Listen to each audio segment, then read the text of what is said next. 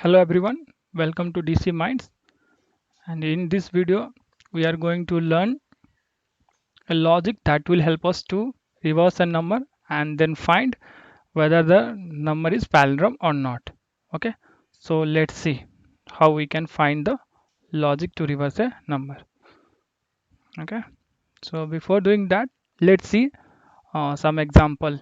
Okay, so suppose you have a given number like this 565, and if you reverse that number, after reversing also it will become 565. So what will happen? This number after reversing and the given number both are same, so then we'll say it is palindrome.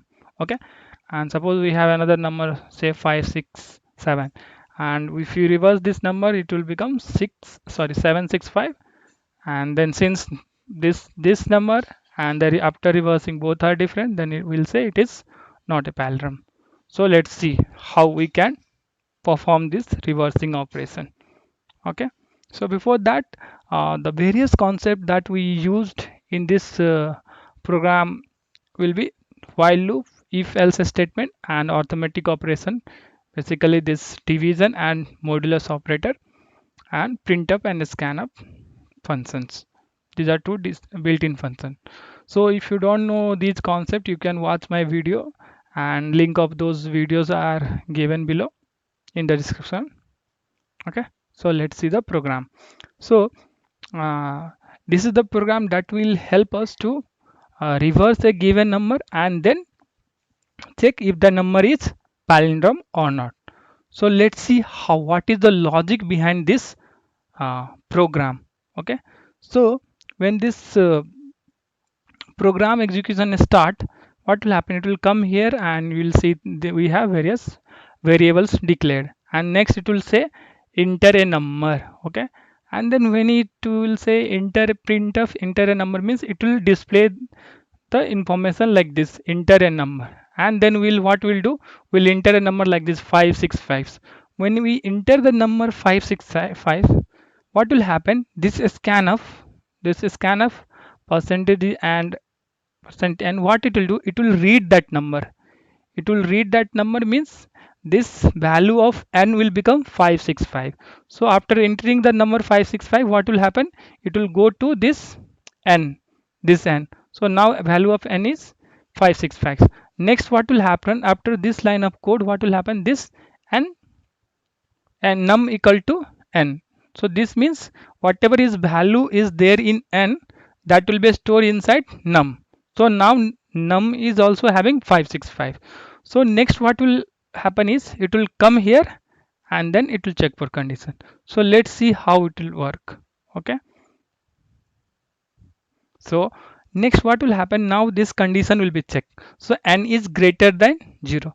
So a value of n is 565. So 565 is greater than 0. Yes, it is true. So since this condition is true, what will happen? It will come inside this, and what it will do? It will perform the modulus operation. So basically what this modulus operation do is it gives the remainder. Okay, so what will happen when you divide this 565 by 10?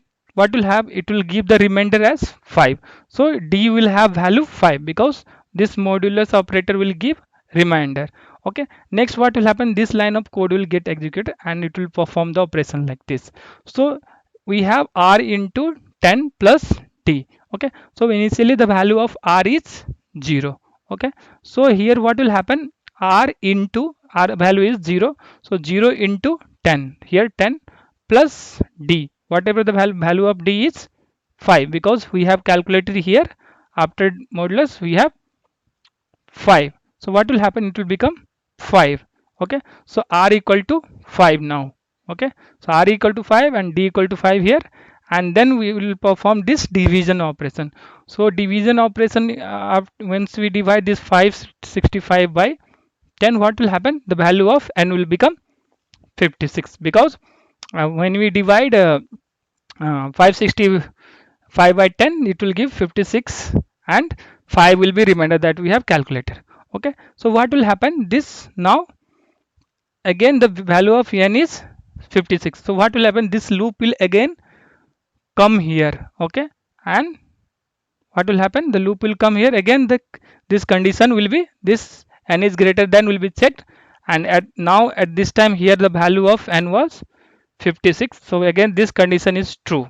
56 is greater than 0, true. So again this remainder will get calculated, and in this case remainder is 6, and then again this line of code will get executed and it will perform the operation. So it will be, r value is 5, so 5 into, because here we have calculated the value of r is 5, so now 5 into 10 plus 6, here we have calculated d value is 6, so it will become 56 here. It will become 56, and then n will be, calculated like this. So here value of n was 66, so again 56 divided by 10, so it will become 5, so we can divide, and remainder was 6.